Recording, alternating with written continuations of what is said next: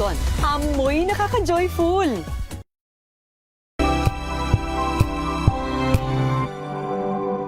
Wow, ang saya. Isang barangay na labada, puro mancha pa. Goodbye, pahinga. Mommy, isang laba lang yan sa Pride Bar Blue. May powerful stain-away enzymes na malupit sa dumit mancha. At di masakit sa kamay. Isang laba lang yan. Hello, pahinga. Hello, Pride Bar Blue. ACS. Tinesting, sinuri, siniyasan. Ang resulta? Super effective ang Shield sa pagpatay ng bakterya at virus. Shield Antibacterial Soap. Believe ang mga eksperto sa Philippine Nurses Association. At si Mami, Tiwala ako sa Shield. Shield Antibacterial Soap. Napatunayang mabisa. Ang mga nurse, tiwala. ACS.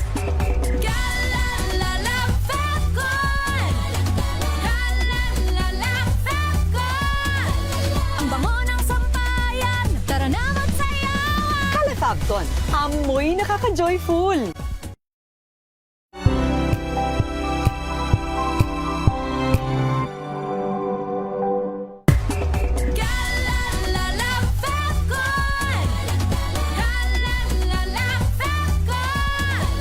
Ang bango ng sampayan. Tara na magsayawan. Fabcon, amoy nakaka-joyful.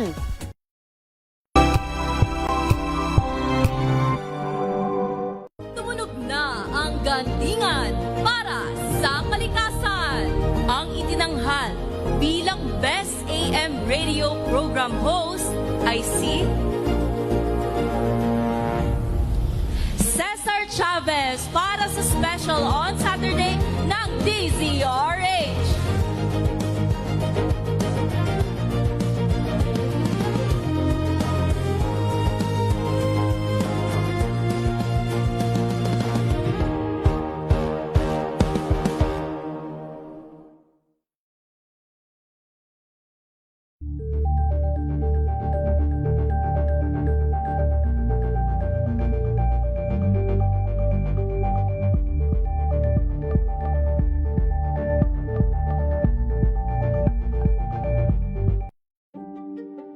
Buklatin ang mga pahina.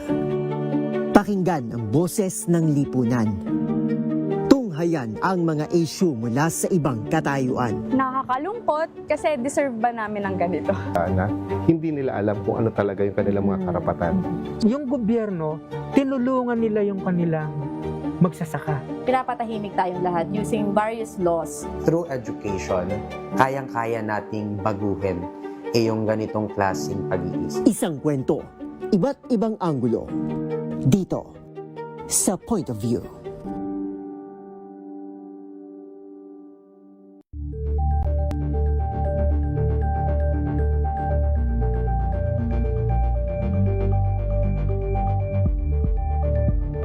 Tambalang Anthony Taberna at Jerry Baha ang gigising sa inyong umaga dahil lalatay ang humahagupit na diskusyon at komentaryo Lunes hanggang Biyernes sa 2x2.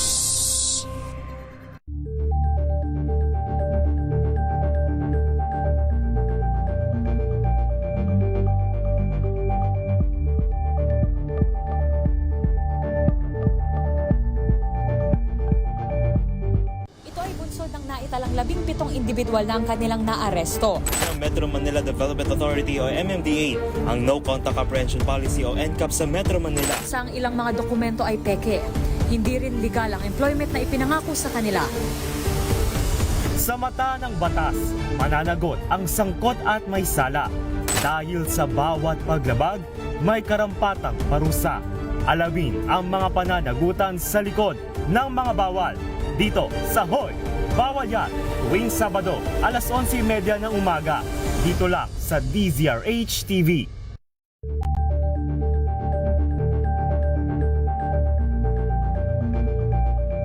Tumunog na ang gandingan para sa kalikasan. Ang nagkamit ng parangal bilang Best News ay walang iba kundi si Angelo Palmones ng Magandang Umaga Pilipinas, DZRH Radio 666 kHz.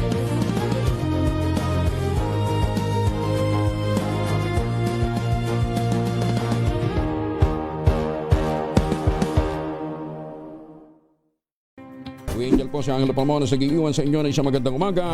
Maraming salamat. Life goes on! Nine, good morning, Lakay! Good morning, Sister Ann. At good morning. Magandang mainit na umaga. Angel po si Angelo Palmones, nag-iiwan sa inyo na isang magandang umaga. Maraming salamat. Sa Pilipinas, una sa Pilipino.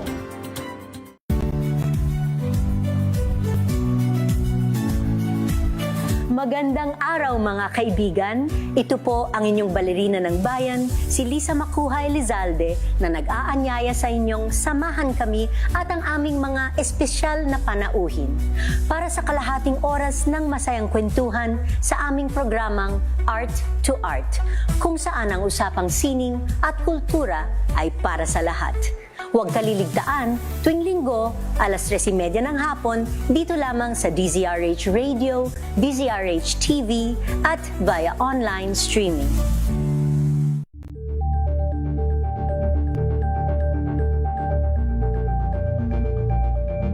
We've got you covered. From the hottest hits, exclusive interviews, kilig to the bones fan meet experience, and hataw performances of your favorite stars. Saturdays, 12 noon, dito lang sa DZRH TV. Better news. Una sa Pilipinas, una sa Pilipinas. NBS, trending and viral show nakahandang sa ating balitan mga kaibigan sa Rapido Hataw Balita.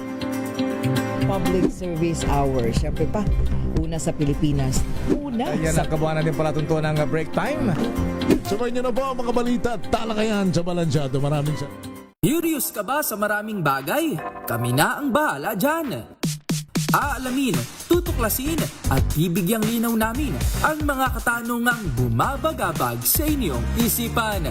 Sa programa kung saan ang bawat sagot ay galing lamang sa mga eksperto. Ang Expert's Opinion, tuwing linggo alas 3 ng hapon, dito lang sa DZRH TV.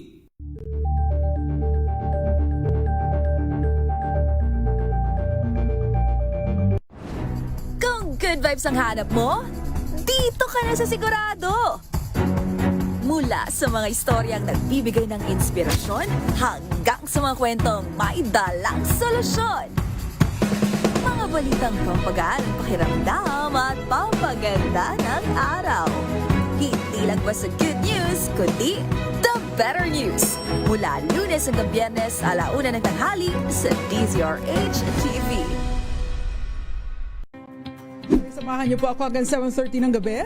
DZRH Usapang Liga. Magandang gabi Pilipinas, Metro and Mega Manila, nas extension sa DZRH at RHT. Naray si Mayan. At Kisses Hubson. Para sa DZRH, una sa Pilipinas. Una sa Pilipino.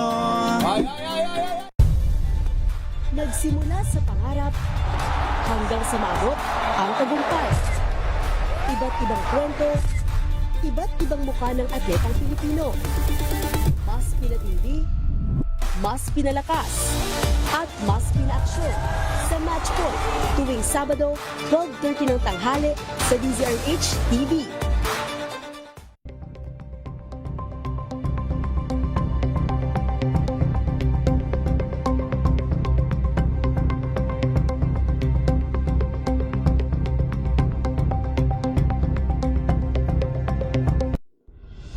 Tuloy-tuloy ang pagtulong, tuloy-tuloy ang pagseserbisyo at tuloy-tuloy ang balitaan kasama si May Binauhan sa Operation Tulong mula Lunes hanggang Biyernes.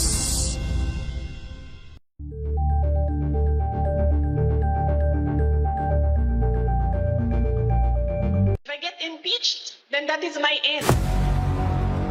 Pumutok sa pinaka-importanteng paglilitis ng impeachment court ngayong taon. The Impeachment Trial of... Wow, ang saya. Isang barangay na labada, puro mancha pa. Goodbye, pahinga. Mommy, isang laba lang yan sa Pride Bar Blue. May powerful stain-away enzymes na malupit sa dunit mansya. At di masakit sa kamay. Isang laba lang yan. Hello, pahinga. Hello, Pride Bar Blue. ACS. Tanggaling-galing mo.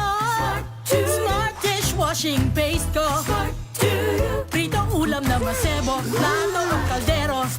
Tanggaling for everyday. Ganyan pag smart ang dishwashing paste. May double tanggaling formula. Tanggal ang sebo. Tanggal ang bakterya. Pahit para walang bahid. Linis fantastic sa metal at plastic. Number 1 ko to. Tanggaling-galing mo. Smart dishwashing paste. ACS. Tinesting. Sinuri. Siniyasan. Ang resulta? Super effective ang Shield sa pagpatay ng bakterya at virus. Shield Antibacterial Soap. Believe ang mga eksperto sa Philippine Nurses Association. At si Mami. Tiwala ako sa Shield. Shield Antibacterial Soap. Napatunayang mabisa. Ang mga nurse, tiwala. ACS. May nagbago. May arte. May budget. Akala nyo lang yon. So solid. White Rose Papaya. Wow. White Rose. White Rose Papaya. Wow. White Rose. White Rose Papaya. May glow up with White Rose Papaya. White Rose Papaya. May puti power times 2 kasi may papaya at niacinamide. May shea butter and tea tree oil pa. Kutis sulit ang glow up. May glow up with White Rose Papaya. White Rose Papaya. Kutis sulit ang glow up. ACS. Sa lahat ng bagay, simula pa lang, siguraduhing max protection na. Kasi pag kulang ang proteksyon, baka madaling masira. Sa ngipin, dapat may max protection din. Max sa halaga ng unique toothpaste. With Max Protect Formula, help stop cavities before they start, while keeping breath fresh. Try unique maximum fluoride protection. Para max alaga, max protektado. ACS.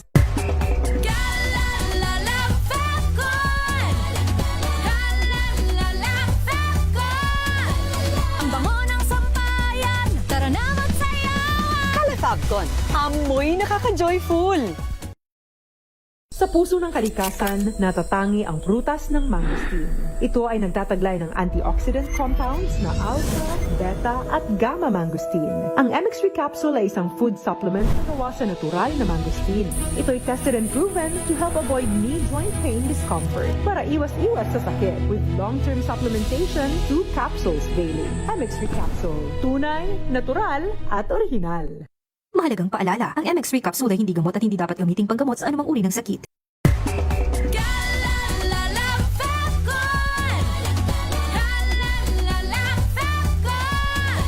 Ang bango ng sampayan, tara na magsayawan! Fabcon, amoy nakaka-joyful! Kia ora, I'm Stephanie Adanza, 48 years old, and I'm working as a Member of Parliament Support Advisor here in Wellington, New Zealand. I'm very happy that a friend recommended MX3 to me. When I opened the box of MX3 and it said, the best decision of your life, wala nang doubt. I get to be part of a product that has a role in the good news, the Great Commission. MX3, dito ako bilib. Mahalagang paalala, ang MX3 capsule ay hindi gamot at hindi dapat gamiting panggamot sa anumang uri ng sakit.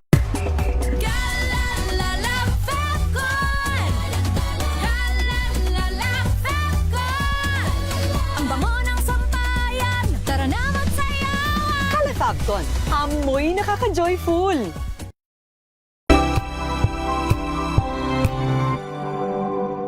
Maagang balitaan, maagang usapan sa mga issue at balita. Kasama si Kuya Angelo Palmones sa Magandang Umaga Pilipinas. Mula Lunes hanggang Biyernes.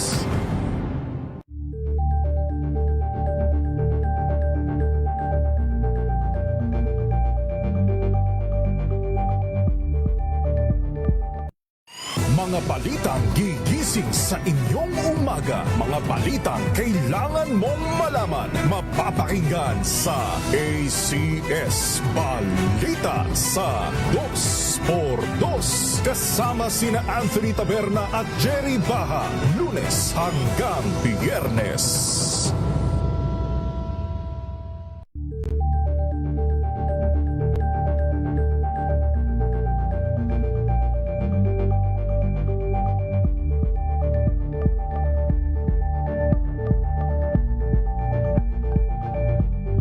Alamin ang mga maiinit na isyung pambayan, mga balitang kailangan mong malaman, usapin sa pamahalaan, politika, ekonomiya at kabuhayan. Ito ang mga dapat mong malaman, pakialaman at pag-uusapan dahil kayo ang tinig ng mamamayan dito sa Damdaming Bayan. Live sa DZRH Radio, DZRH TV at DZRH Digital. Kasama sina Lakay, Deo Macalma at Elaine Apit. Araw-araw, Lunes hanggang Biyernes. Damdaming Bayan.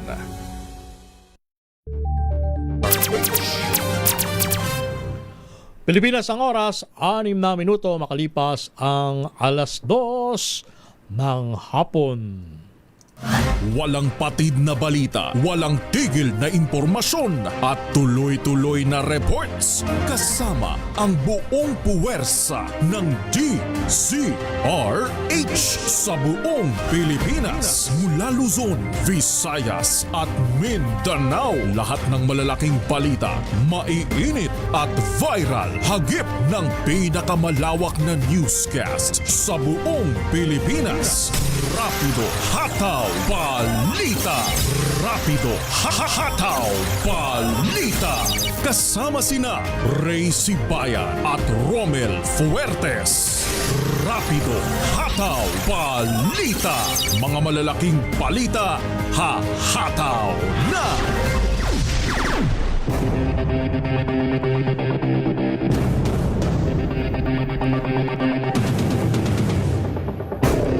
Araw po tayo ng Huwebes, ika-siyam sa buwan ng Hulyo. Magandang hapon Luzon, Visayas at Mindanao. Sa ngalan nila kay Ray Sibayan, ito ang inyong lingkod si Romel Fuertes para sa DZRH, una sa Pilipinas, una sa Pilipino. Welcome sa inyong programa, ang Rapido Hataw Balita. At narito na nga ang ating headlines. Bagyong Inday, bagyang humina, signal number 2, nakataas sa Batanes.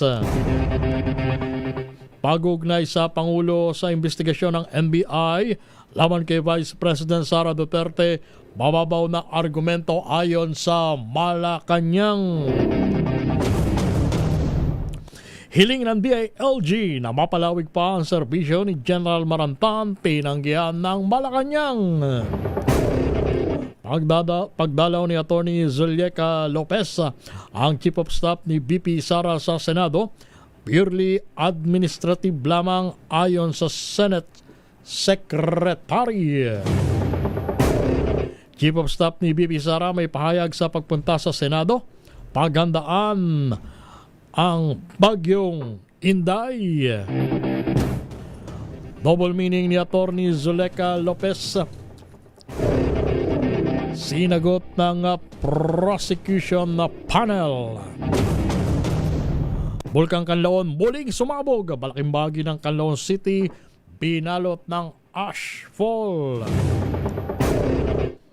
Habagat naranasan sa Central Mindanao, ilang lupaing pansakahan, binha. At mag-live-in partner timbog sa Baybas, mahigit sa 4 na milyong pisong halaga ng shabu nasamsam sa Iloilo. Yan ang ulo ng mga balita at narito na ang detalye. Muli, magandang hapon Luzon, Visayas at Mindanao. Welcome sa inyong programa, ang Rapido Hataw Balita. Sa detalye, bagyang humina ang Typhoon Inday habang kumikilos pakanluran, hilaga kanluran sa Philippine Sea. Ayon sa Pag-asa, uli na mata ng bagyo sa layong 865 kilometro sa silangan ng Northern Luzon. Paglay nito, ang lakas ng hangin na abot ng hanggang sa 105 kilometro bawat oras at pagbugso na abot ng hanggang sa 205 km per hour. Sa ngayon nakataas ang signal number 2 sa Batanes, habang signal number 1 naman sa Cagayan kasama ang Babuyan Islands, gayon din sa probinsya ng Isabela, bahagi ng Quirino, Apayao, Abra, Kalinga. Signal number 1 din sa Mountain Province, Ifugao, Ilocos Norte, Aurora at maging sa Catanduanes. Sa pagtaya ng Weather Bureau, inasang lalapit ng gusto ang bagyo sa extreme northern Luzon simula bukas ng gabi hanggang sa Sabado ng umaga bago ito tuluyang lumabas ng PAR hapon ng Sabado patungong Taiwan at China.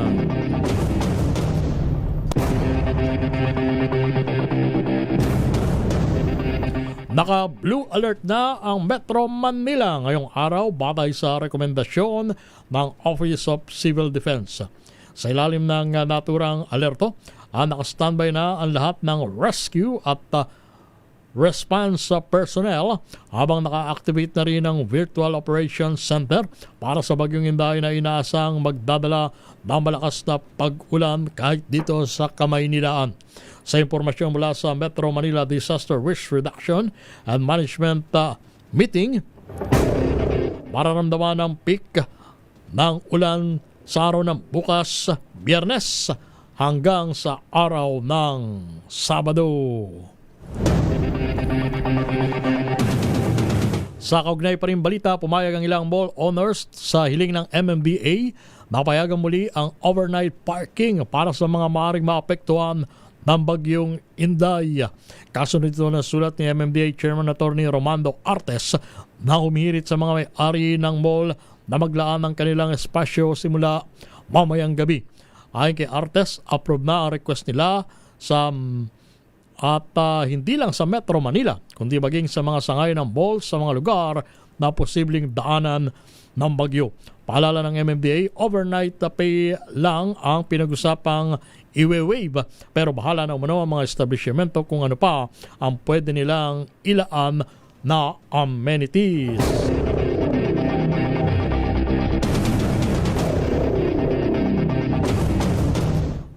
Minutos makalipas ang 2:00 ng hapon. Magtungo naman sa Senado ngayong araw si Attorney Zuleika Lopez, ang Chief of Staff ni Vice President Sara Duterte.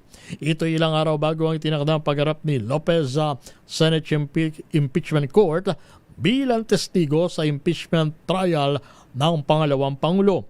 Sa ambush interview ng media, isang maikling payag lamang ang binitawan ni Lopez at ito ay maganda para sa bagyong Inday at hindi na tumugon pa sa ibang katanungan ng media.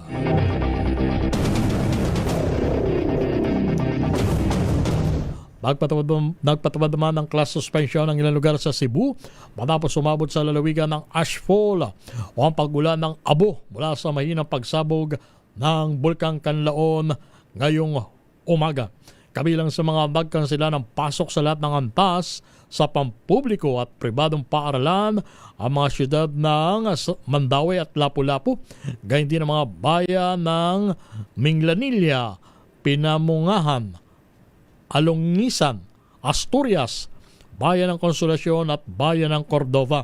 Sinuspindi na din pati ang trabaho sa mga opisina ng lokal na pamahalaan sa Toledo City.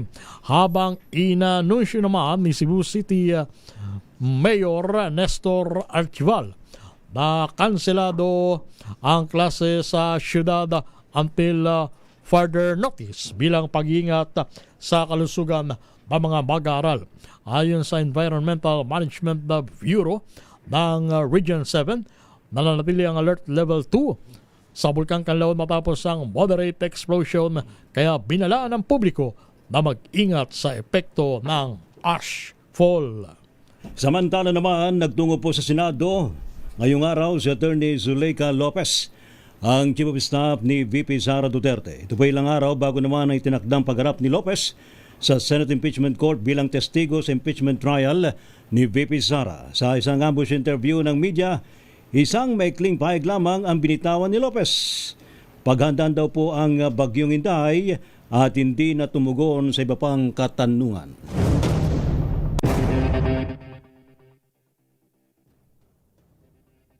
Ang Visayas agreed ngayong Huwebes dahil sa manipis na supply ng kuryente. Ayon sa National Grid Corporation of the Philippines, epektibo ang red alert mula alas 5 ng hapon hanggang mamayang alas 7 ng gabi. Habang mararanasan naman ang yellow alert mula alas 3 ng hapon hanggang alas 5 ng hapon at alas 7 ng gabi hanggang alas 10 ng gabi. Batay sa abiso, kulang ang kapasidad ng kuryente sa Rion na nasa 2,561 megawatts lamang kumpara sa inaasahang taas ng demand na papalo ng hanggang sa 2,568 megawatts. Dulot naman ito ng hindi paggana ng malalaking coal plant sa Visayas, bigla ang pagkasira ng PCPC plant at ang mataas na konsumo ng kuryente ng mga consumer sa naturang rehiyon. Samantala, kinumpirma naman ng Malacanang na wala nang ibibigay na extension sa serbisyo ni Police Brigadier General Hansel Marantan ng Regional Director naman ng Calabarzon. Ayon po kay Paras Press Officer Jose Claire Castro, maaari pa rin makatulong si Marantan sa iba pang kaparaanan kahit na siya'y magretiro na. Nakaschedule ng mag-retire si Marantan sa July 10. Ito po ay bukas sa kanyang mandatory retirement na sa edad na 56 na taon.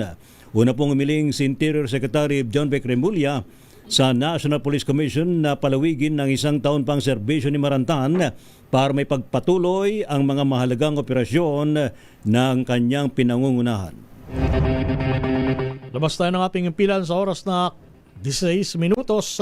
Makalipas ang alas 2 ng hapon. Kayo na ikinig at nanonood sa inyong programa, ang Rapido Hataw Balita. Kami ang inyong mga tagapaghatid balita. Ang inyong pa rin mga lingkod, si Ray Sibayan at Romel Fuertes. Para sa DZRH, una sa Pilipinas. Una sa Pilipino. Pag-ugnay sa Pangulo sa investigasyon ng NBI laban kay VP Sara, pero bago ang ulat sa Malacanang, dako muna tayo sa Senado. Pagdalaw ng Chief of Staff ni Vice President Sara Duterte na si Atty. Zuleika Lopez sa Senado, purely administrative lang ayon sa Secretary ng mataas na kapulungan ng Kongreso. Ang buong detalye, ibalita mo yan. RH number 28, Paring Raymond Bataas. Paring Raymond. Paring Romel, purely administrative matters lang ang napag-usapan sa pagdalaw ni Atty. Zuleika Lopez, ang Chief of Staff ni Vice President Sara Duterte sa Senado. Itong kinumpirma ni Atty. Renato Bantug Jr., ang Senate Secretary na siya ring Clerk of Court ng Impeachment Court. Ang tinanong lang ay kung ano ang mga maaari nilang dalhin sa kanilang assigned holding room. Ganun din ang pagdadala ng sariling media team ng Office of the Vice President.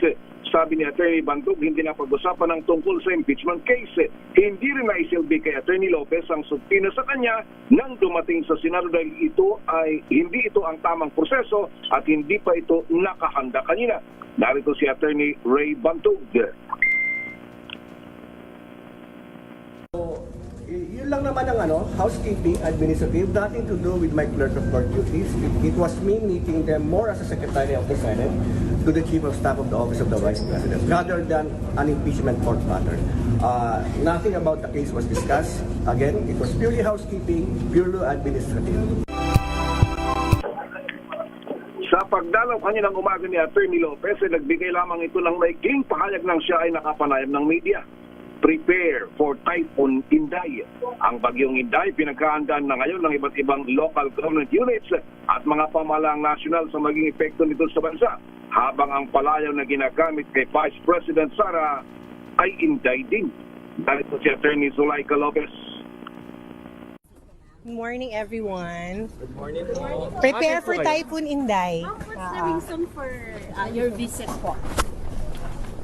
Let's just Sa Senado, ito si RH28, Raymond Advance para sa DZRH. Una sa Pilipinas, una sa Pilipino. Thank you kay Raymond. Samantala naman nating alamin ang update mula sa Malacanang pag-ugnay sa Pangulo. Sa investigasyon ng NBI laban kay VP Sara, tinawag ng palasyo na mababaw na argumento.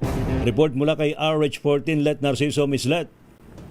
Iginiit ng Malacanang na kasama sa mandato ng National Bureau of Investigation na investigahan kung may seryosong banta sa seguridad ng Pangulo. Reaksyon ito ng palasyo sa pahiwatig ng isa sa mga abogado ng depensa sa impeachment trial na may kinalaman si Pangulong Ferdinand Marcos Jr.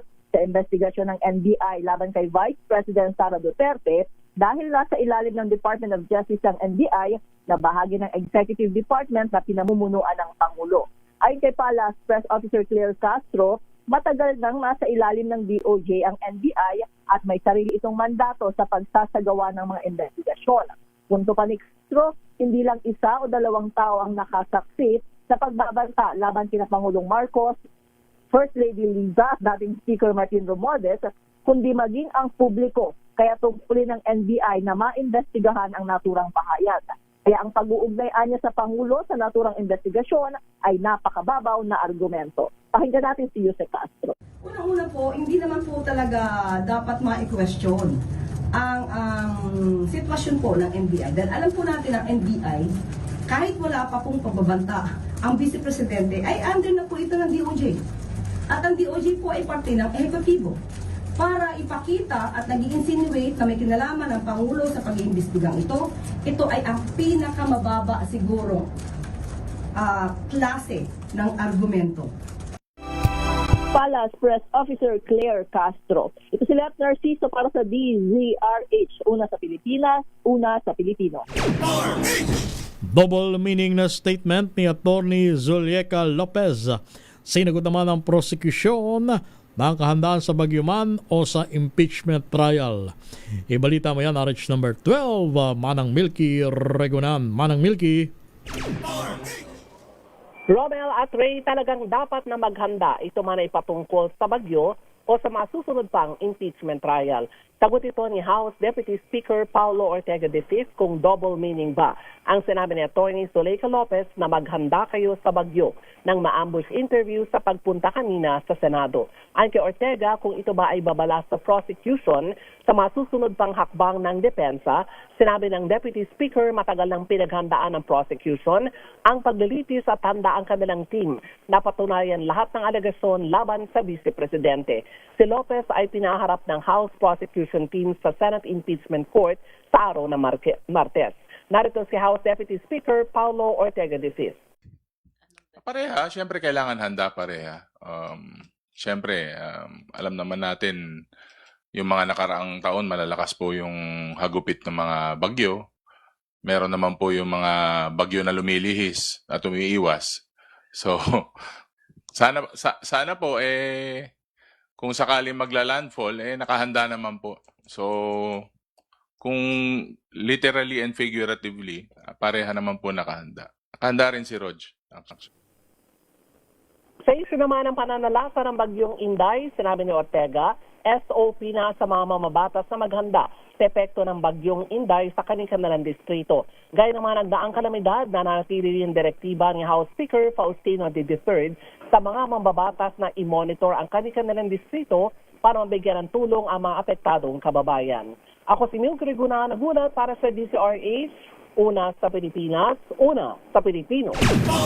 Thank you. Salamat, Milky. Samantala, Pilipinas, inilunsad ang e-visa system para daw po sa nationals ng Denmark, sa Faroe Islands, maging sa mga nationals ng Greenland at foreign nationals na entitled sa 30 araw na visa-free entry.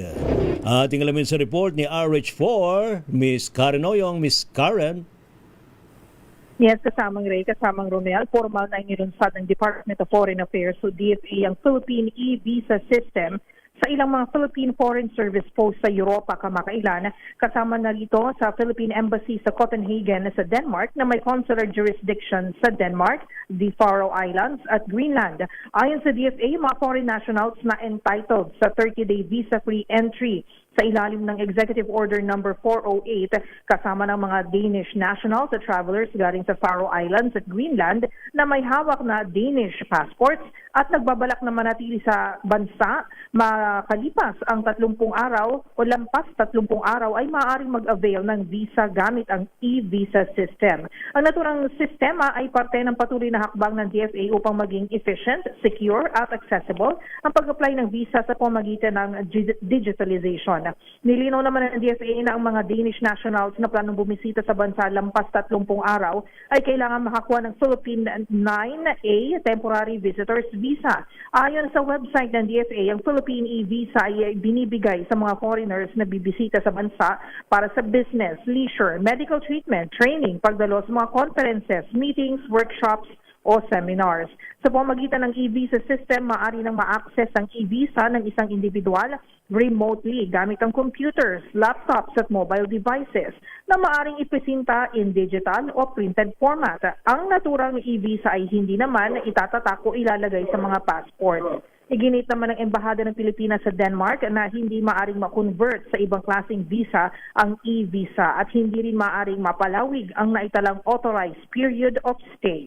Ako si RH4 Karen Oyong nag-uulat para sa DZRH. Una sa Pilipinas, una sa Pilipino. Mount Canlaon muling sumabog, malaking bahagi ng Canlaon City binalot ng ashfall. Ibalita mo yan RH number 5, Val Gonzalez. Val.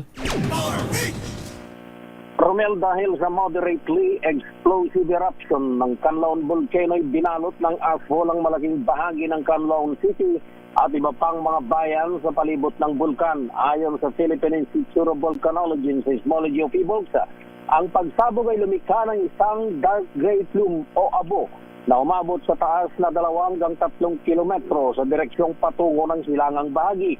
Sa report ng Canlaon City Government, nasa 10 nasasakupang barangay ang kabilang sa mga lugar na nakaranas ng ashfall. Dahil dito ay patuloy ang pamimigay ng libreng face mask ang pamalang lungsod ng Canlaon sa mga residente, lalo na mga nasa kalsada ang maprotektahan ang lahat laban sa negatibong epekto ng ashfall. Pinapayuhan din ng LGU ang lahat na laging magsuot ng face mask at iwasan ang paglabas kung hindi naman kailangan. Sa report na inilabas ng PHIVOLCS, nangyari ang pagsabog ng bulkan alas 7:33 kaninang umaga na tumagal ng 3 minuto. Batay sa kuha ng PHIVOLCS camera na nasa Upper Pantao Observation Station sa lungsod ng Canlaon, kita ang pag-agos ng pyroclastic density current sa Uson na bumababa sa timog silangang Dalisdis na may 1 kilometro mula sa bungangan ng bulkan. Ayon sa PHIVOLCS, nananatili ang alert level 2 sa bulkan Canlaon kung saan mahigpit na pinagbabawal ang pagpasok sa loob ng 4-kilometer permanent danger zone. Ako si Val Gonzalez, DZRH, una sa Pilipinas, una sa Pilipino. Thank you, salamat Val. Samantala, Philippine National Police naka-heightened alert sa bagyong Inday. Report mula kay RH52 Edniel Parosa. Edniel. Nasa Northern Luzon man ang tutok, Ray. Naka-alerto pa rin ang buong pambansang pulisya para sa inaasahang epekto ng bagyong Inday. Ayon kay Police Colonel Jonathan Abella, Community Affairs Division Chief ng Directorate for Police Community Relations, naka-heightened alert na ang lahat ng National Support Units at Police Regional Offices. Simula ngayong araw, Hulyo 9, pinagana ng PNP and Disaster Preparedness Response Units gaya na lamang ng search, rescue and retrieval teams para pumosisyon sa mga maaaring hagupitin ng Typhoon Inday. May ikipag-ugnayan din ang mga ito sa National Disaster Risk Reduction and Management Council at mga lokal na pamahalaan sakaling kailanganin ng assets at personnel ng PNP. Sabi ng Abella, kung pulisya ang tatanungin, ay kanilang i-recommenda na ang forced evacuation sa mga flood-prone areas bilang pagtalima sa utos ni Pangulong Bongbong Marcos. Pakinggan natin ang opisyal. We encourage them na talagang pag ganyan, we have forced evacuation talaga ang gagawin namin. With the help with the LGU na talagang sila talaga ang i-encourage namin na mag-direct. Tutulong lang ng PNP. Muling namataan ang Bagyong Inday sa Philippine Sea habang nakataas ang signal number 2 sa Batanes at signal number 1 sa ilang mga lalawigan sa Northern Luzon. Samantala, sa ibang balita dito pa rin sa Kapukrame, Inulat sa PNP, napigilan nito ang isang potensyal na namang karahasan sa isang eskwelahan. Ito'y nang makuhaan ng Philippine Army-issued na baril o handgun ang isang 16 anyos na lalaking estudyante habang patungo sa isang public school sa Tupi, South Cotabato. Itinuslit umano ng binatilyo ang Glock 17 9mm pistol mula sa kanyang kuyang nakatalaga sa 6th Infantry Battalion ng 6th Infantry Division. Kargado ang armas ng 2 magazine na may 32 rounds ng ammunition ng mga bala. Dahilan ng binatilyo sa otoridad, para lamang daw ito sa self-defense. Naharang ang estudyante sa checkpoint sa tulong ng tip mula sa isang LGU employee. Ako si Edniel Torrosa, nag-uulat para sa DZRH. Una sa Pilipinas, una sa Pilipino. Samantala, flood-prone areas sa Metro Manila at iba pang kritikal na lugar, bantay sarado ng NCRPO sa Bagyong Inday. Ibalita mo yan, RH number 9 o RH number 15, Giselle Ricafort. Giselle. Bantay sarado ng NCRPO ang mga bahaing komunidad sa Metro Manila at iba pang kritikal na lugar sa posibleng epekto ng Bagyong Inday. Sabi sa DZRH News ni NCRPO spokesperson Major Hazel Asilo, monitoring na rin yung hanay sa mga evacuation center pangunahing lansangan maging doon sa mga transportation terminal. Nagtaas na raw ang pulisya ng full disaster readiness para sa mas mabilis na pagtugon sa anumang sitwasyon. Ayon pa kay Asilo, activated na rin yung kanilang intensified response protocol para sa agarang tulong, public safety operation at koordinado na emergency response sa Capital Region. Inatasan anya ni Director Major General Anthony Abirin yung lahat ng District at City Police Office na mayat-mayat na makipag-ugnayan sa mga lokal na pamahalaan.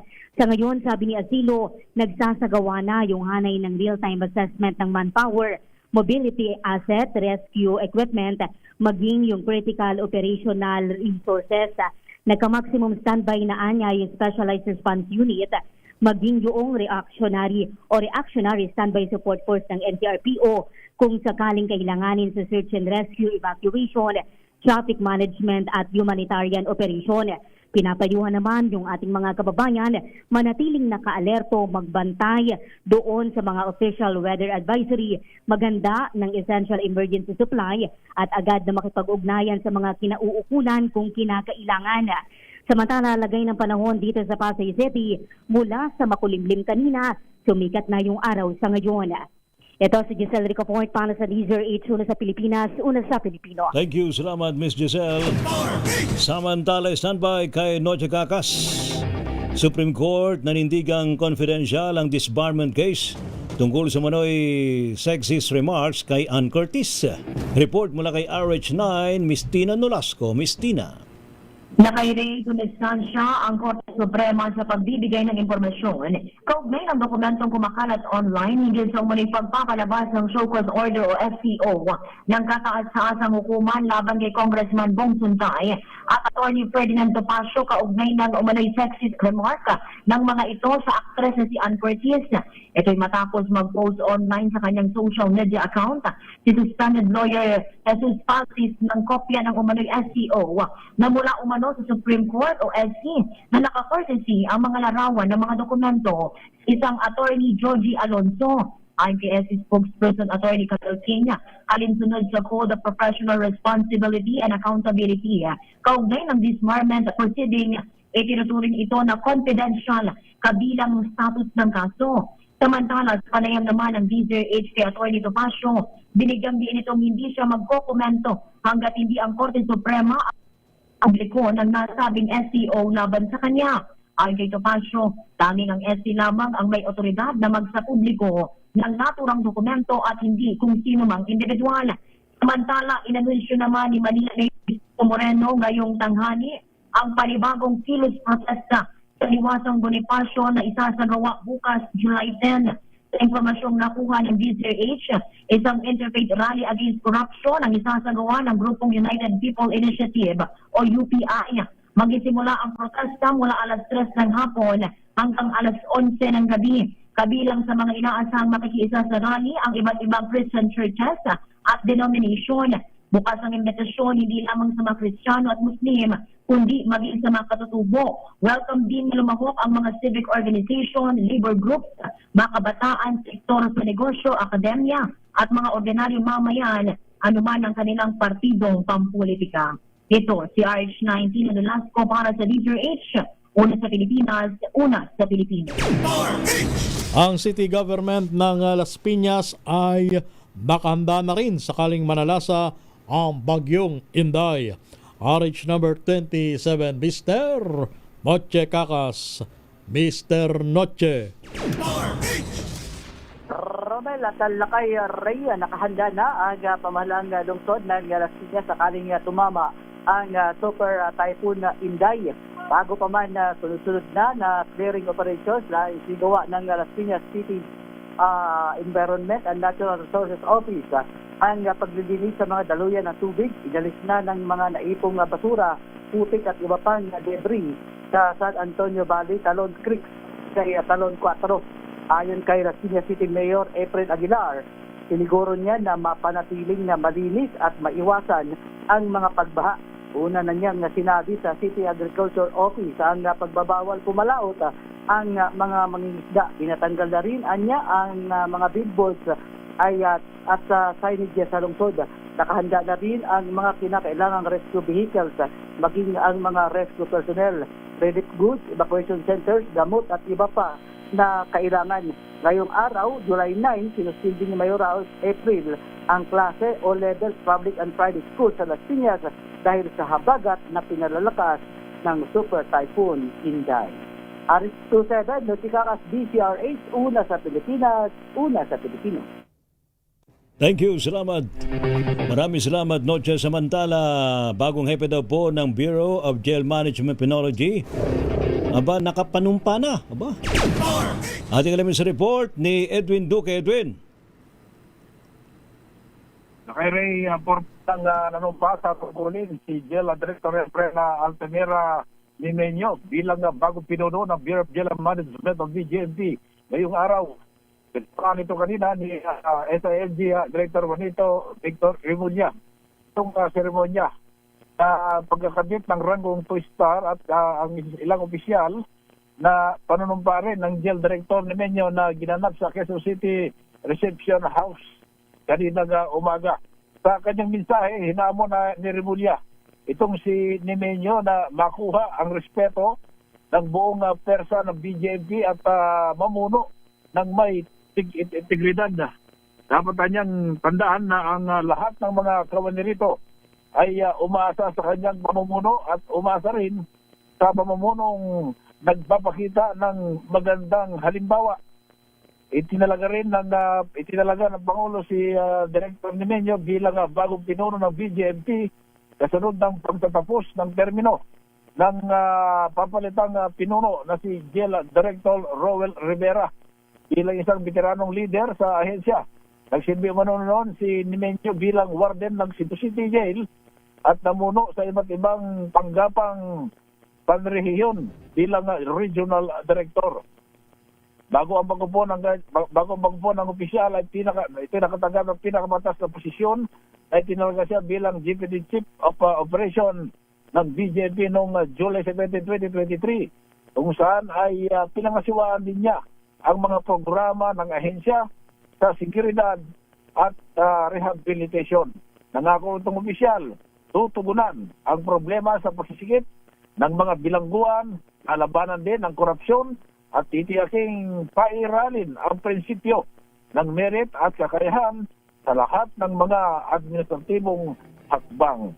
Samantala, Lakay Ray, ipatuloy pa rin ngayon yung sinasagawa ng investigasyon ng Quezon City Police District na nakitang palutang-lutang gaya ng isang lalaki sa isang creek sa Muñoz sa Quezon City. Inaalam pa rin ng PNP at pagkakilanlan ng biktima kung ito ay sadyang residente sa lugar o inanod lamang ng tubig mula sa ibang lugar.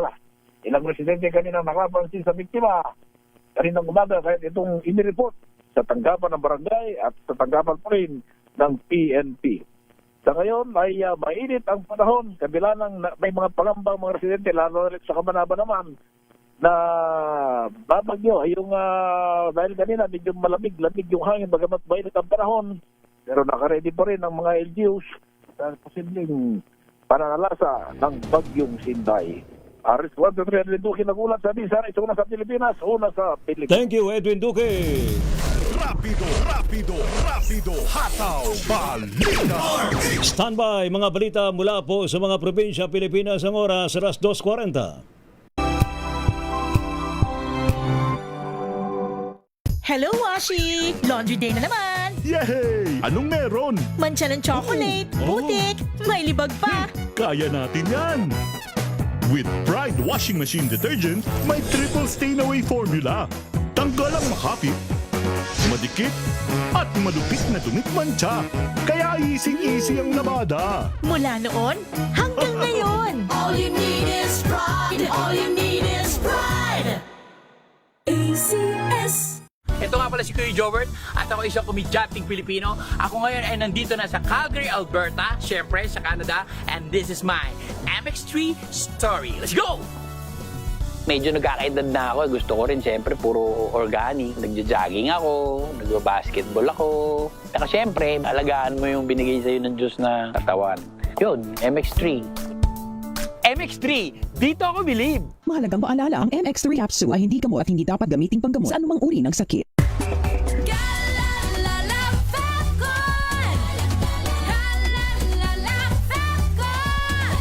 Ang bango ng sampayan, tara na magsayawan. Calefabcon, amoy nakaka-joyful.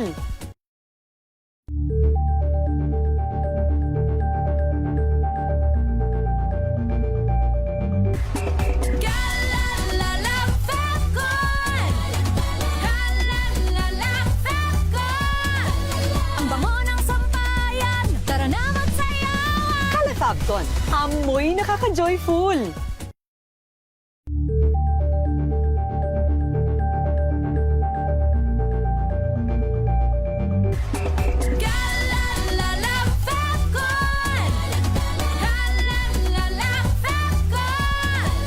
Ang bango ng sampayan, tara na magsayawan. Calefabcon, amoy nakaka-joyful.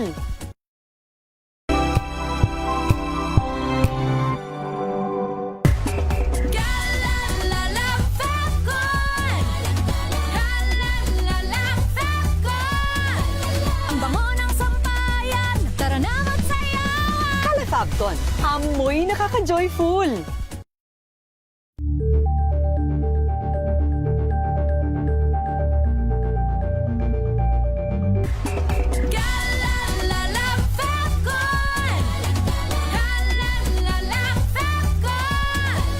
Ang bango ng sampayan, tara na magsayawan. Calefabcon, amoy nakaka-joyful.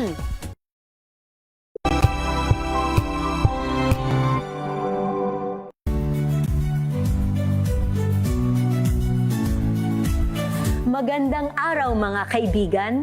Ito po ang inyong balerina ng bayan, si Lisa Macuja Elizalde, na nag-aanyaya sa inyong samahan kami at ang aming mga espesyal na panauhin para sa kalahating oras ng masayang kwentuhan sa aming programang Art to Art, kung saan ang usapang sining at kultura ay para sa lahat. Huwag kaliligtaan, tuwing linggo, alas 3:30 ng hapon, dito lamang sa DZRH Radio, DZRH TV, at via online streaming. Kuya Angel po, si Angelo Palmona sa giiwan sa inyo na isang magandang umaga. Maraming salamat. Life goes on! Nine, good morning, Lakay! Good morning, Sister Ann. At good morning! Magandang mainit na umaga. Kuya Angel po, si Angelo Palmona sa giiwan sa inyo na isang magandang umaga. Maraming Sa salamat. Pilipinas, una sa Pilipino. We've got you covered. From the hottest hits, exclusive interviews, kilig to the bones fan meet experience, and hataw performances of your favorite stars. Saturdays, 12 noon, dito lang sa DZRH TV.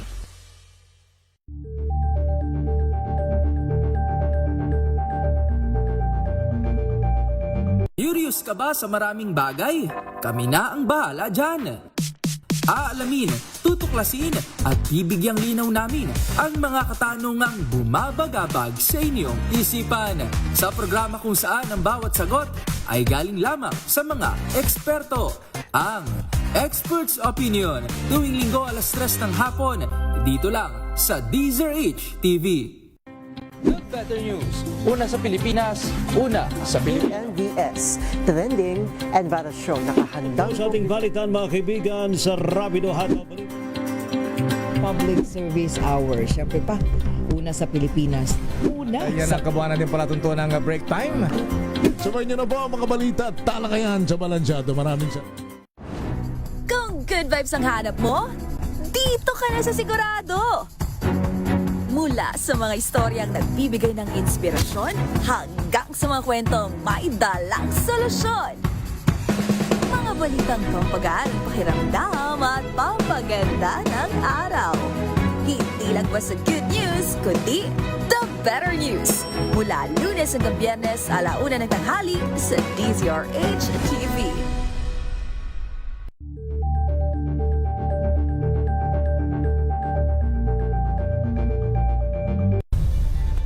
Nagsimula sa pangarap hanggang sa maabot ang tagumpay. Iba't ibang kwento, iba't ibang mukha ng atletang Pilipino. Mas pinatindi, mas pinalakas, at mas pinaaksyon sa Match Point tuwing Sabado, 12:30 ng tanghali sa DZRH TV. Samahan niyo po ako hanggang 7:30 ng gabi.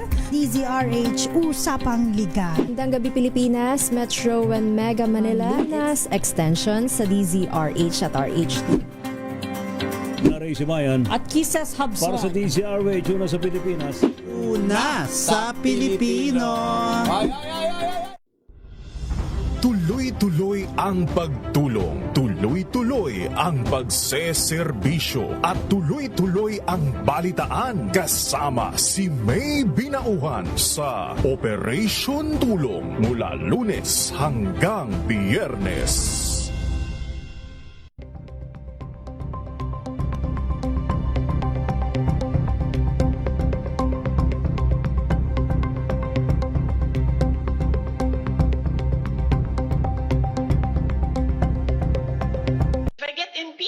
Then that is my end. Tumutok sa pinaka-importanteng paglilitis ng impeachment. Flash Report! Flash Report! May lindol! Meron daw pong nangyaring lindol dyan po sa may Tuba Benguet. Ating alamin sa report nila kay Romy Gonzales. Na kay Romy? Romy, sikan. Romy. Pulasan kaming lumabas sa aming mga tahanan ngayong hapon na Lakay sapagkat napakalakas yung lindol na naranasan ngayon dito sa lungsod ng Baguio at dyan sa may area ng Tuba Benguet. I believe that is siguro intensity 5. Yung third floor ng bahay namin kanina, talaga ang lakas ng uga. Kasi nandun ako sa first floor, hindi ko masyadong naramdaman. Pero pag nang biglang may nakarinig ako na malakas na parang bumagsak, labas ako. At ngayon, nandito tayo sa harap mismo kasi nandito ang bahay lang natin, nasa likod ng Baguio Water District. At yung mga empleyado ng Baguio Water District. So naglabasan na kayo? Nasa labas na kami lahat. Nasa labas na kami lahat. Romy, batay sa yung pagtaya, mga ilang segundo yung pag-uga. Sandali lang pero yung unang bigwas niya napakalakas tapos nagkaroon na parang aftershock sunod-sunod. Ano nga natin, yung PIO ng Baguio Water District, pare, anong naramdaman mo kanina, pare?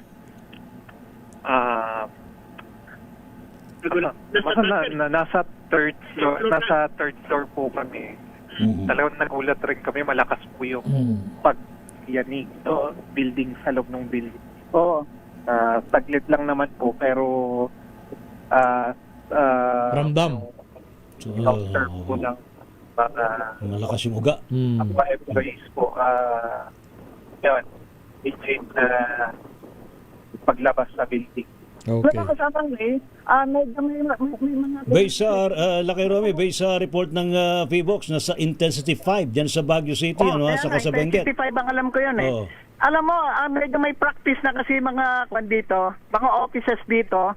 Kasi meron mga earthquake drill, di ba? May earthquake drill na dito. Kung kaya't... Na-apply ba, Romy?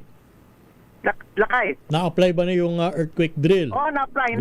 In fact, na-apply. Kasi ako rin na-apply ko lakay. Hindi, kung malapit ka naman talaga sa exit, lumabas ka na. O, di ba? Oo, kasi ilang dipa lang naman yung door ko palabas ng bahay. So, napakabilis ng paglabas ko.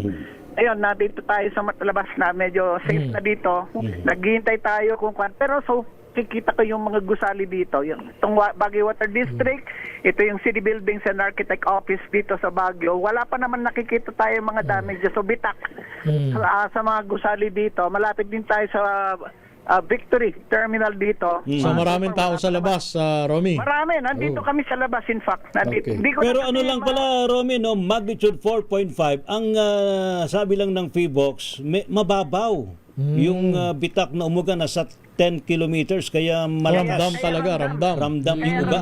Nababaw lang pala, ano? Nababaw. Oo, lakay. Mamaya ako magpapadala ng mga larawan dito, pictures. Sige. Pero okay na kayo, ha?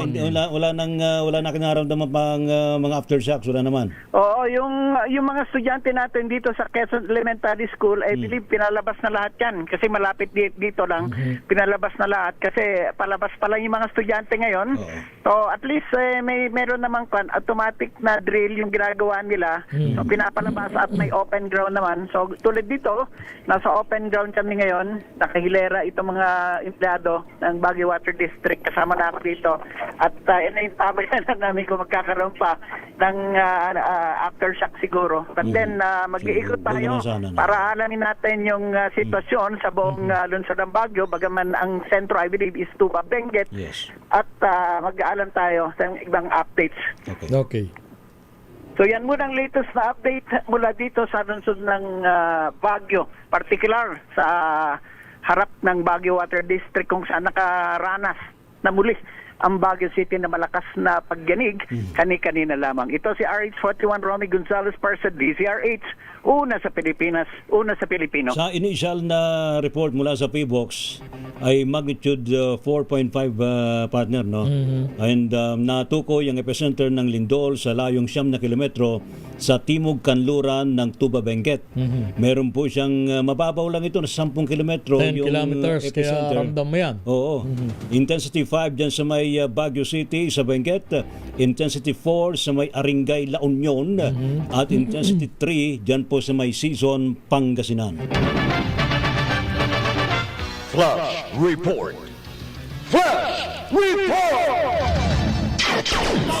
At kung sa norte ay miyanig ng lindol, dito naman sa Central Mindanao, ang problema naman, habagat naman ang nararanasan.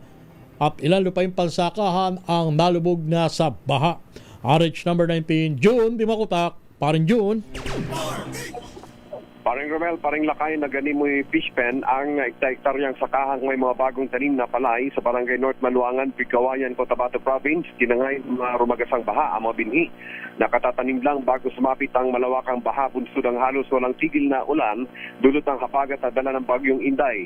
Labis ang panginayang na may-ari ng hektaryang palayan na sa Ginoong June Papo at na iba pang farmers. Humingi sila ng tulong ayuda at pinansyal sa mga kinaukulan, partikular sa LGU Pigawayan, para sa muli nilang pagbangon sa epekto itong kalamidad na ito. At may mga inilikas na ring residente makaraang tumaas ang level ng tubig baha mula sa umapaw na Buluan River sa Pigawayan. May 2 guro rin ang natrap sa isang silid alan sa parang Maguindanao del Norte ang rescue. Habang nasira rin ang bagong asfaltong National Highway sa parang Maguindanao del Norte, makaraang umakyat ang rumaragasang level ng tubig baha sa highway kagabi. Sa kapapasok na balita, sinira ng mga natumbang punong kahoy ang power lines sa Sokelco sa bahagi ng Barangay Purok, Mangga at Barangay Salaman at Barangay Tagisa sa bayan ng Libac, Sultan Kudarat. Ongoing malakay ang restoration ng crews para may balik ang mga nasirang kawad ng kuryente sa area. Dahil sa matinding epekto ng halos walang tigil na ulan sa Barm Region at maging sa Central Mindanao at Cotabato Province, South Cotabato, nagtatawag na ng emergency meeting sa area ng Barm si Chief Minister Abdul Rauf Macacua. Pinaplansya ang mga maaaring deployment ng rescue at tulong sa mga apektado ng baha sa naturang mga lugar. Wala sa makulimlim na panahon at patuloy pa rin inuulan sa Central Mindanao, RH19, Jumbi Bakutat, DZRH, una sa Pilipinas, una sa Pilipino. Maraming salamat, June. Samantala naman, mga insya daw po ng gobyerno sa Cagayan Valley Region naka-alerto dahil po sa epekto ng Bagyong Inday. Ating alamin sa report ni RH25, Grace Ansano. Grace. Ray, hindi pa rin dapat magpakakampante ang mga residente, ang mga mamamayan dito sa bahagi ng Cagayan Valley. Bagamat tirik na tirik simula pa kaninang umaga, ang araw, mainit ang panahon. Pero dahil hindi pa rin umaalis nga itong bagyong si Inday, ay kinakailangan pa rin ang maging alerto. Kanina lamang sa panayam natin sa PDRMO officer ng Cagayan na si Mr. Welly Rapting, kanya pa rin pinahayag na aktibo pa rin ang lahat ng mga miyembro nitong PDRMO, maging ang mga tauhan ng CLSP. Ito yung isang sangay ng pamahalaan dito sa Cagayan na siyang tumututok para nga mangalaga at magbantay sa ganitong mga panahon. Bagamat kailangan ng mga mamamayan, lalo na ang mga magsasaka, ang tubig, dahil kapansin-pansin halos tuyot na rin ang ilang mga sakahan dito. Kung babagsak nga ang bagyong si Inday, sana ay mayroong ngang dalang ulan na dito na bumagsak sa bahagi ng Cagayan. Yan muna ang Pero Manang Grace, kamusta ang lagay ng panahon dyan sa probinsya ng Cagayan? Medyo maayos-ayos. Magandang panahon, maaraw. Simula kaninang umaga. Ngayon nga, kaharap ko ngayon, ang PDRMO ng Cagayan, si Mr. Welly Rapting.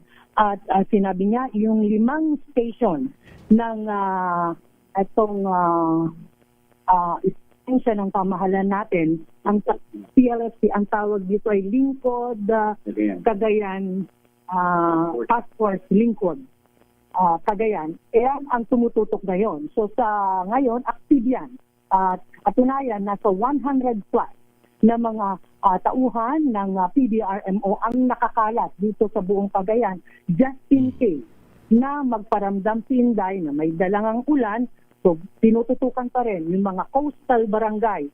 Gayun din yung mga mabababang lugar na pwedeng magkaroon ng epekto ng mga landslide. Definitely, Grace, bawal munang mangisda, ha? Pumalaot. Yeah, pinaalalahanan sila ng natataas na opisyal. Like si Governor Edgar Aglipay ay may paalala na. Although lahat ng mga LGU, ibinigay niya ang kapangyarihan para magdeklara ng klase ngayong araw. At may mga ilang bayan na may klase, may mga ilan namang eskwelahan din sa ilang mga bayan dito ang wala ng klase. So nasa kamay ng mga mayor yung pagpapatupad ng declaration ng no classes. Pero wala pa namang Grace, wala pa namang ipinatutupad na forced evacuation, particular doon sa mga kababayan natin nakatira sa mga coastal barangays. Wala pa. Eto at kakasabi nga lang sa atin ni Mr. Welly Rapting, ang PDRMO officer, wala pa namang forced evacuation na pinapatupad. Okay. Pero just in case, sana makinig yung ating mga kababayan, sabi nga niya, at sumunod sa mga pinapatupad at ipinag-uutos ng mga LGU. Okay. So yan muna, yung ating update live report mula rito sa provincial capital ng Cagayan. Ito, si RH25, Grace Ansano, una sa Pilipinas, una sa Pilipinas. Thank you. Salamat, Grace. Samantala, yung dahong biyahe ng mga maliliit na sakyang pandagat sa Northern Samar at pagpapalaot ng mga mangisda, abay bawal muna. Dahil po sa sama ng panahon. Ating alamin sa report ni Jane Bantayan. Jane. Suspendido ang biyahe ng mga maliliit na sakyan pandagat dito sa lalawigan ng Northern Samar dahil sa kasalukuyang sama ng panahon. Sanito ng gale warning. Ibinagbawal ng Coast Guard Station ang paglalayag ng sakyan pandagat dito sa probinsya na mayroong bigat na 250 gross tonnage below sa northeastern coast ng Northern Samar, kabilang dito ang mga bayan ng Lapinig, Palapag, Mapanas, Lawang at Gamay. Naglabas ng public advisory ang mga local government units ng nasabing bayan na nagbabawal na pumalaot ang mga mangingisda. Mahigpit na pinagbabawal ang paglalayag o pangingisda sa dagat hanggang sa ipahayag na makinaukulan na ligtas na itong gawin. Hinihikayat ang lahat na sumunod at patuloy na magmonitor sa mga opisyal na anunsyo mula sa kinaukulang opisina ng pamahalaan. Kasalukuyang naka low alert status ang buong lalawigan, naka-alerto rin ang mga MDRMO at nagpahayag ng kanilang kahandaan sa sitwasyon ngayon ng sama ng panahon. Mula sa Aksyon Radyo Katarman, RH34 Shane Galit Bantayan ng DZRH, una sa Pilipinas, una sa Pilipino. Thank you. Salamat, Jane Bantayan. Rapido, hataw, balita. Salamat po sa matumutok po sa ating balitaan sa Rapido Hataw Balita ngayon pong hapong ito ng Webes. Ano po mga lingkod mga kaibigan, si Ray Sibayan at Romel Fertes. Para sa DZRH, una sa Pilipinas. Una sa Pilipino. Pilipinas ang oras, 3:00 ng hapon.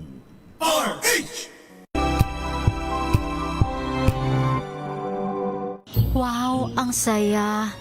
Isang barangay na labada, puro mancha pa. Goodbye, pahinga. Mommy, isang laba lang yan sa Pride Bar Blue. May powerful stain-away enzymes na malupit sa dumit mancha. At di masakit sa kamay.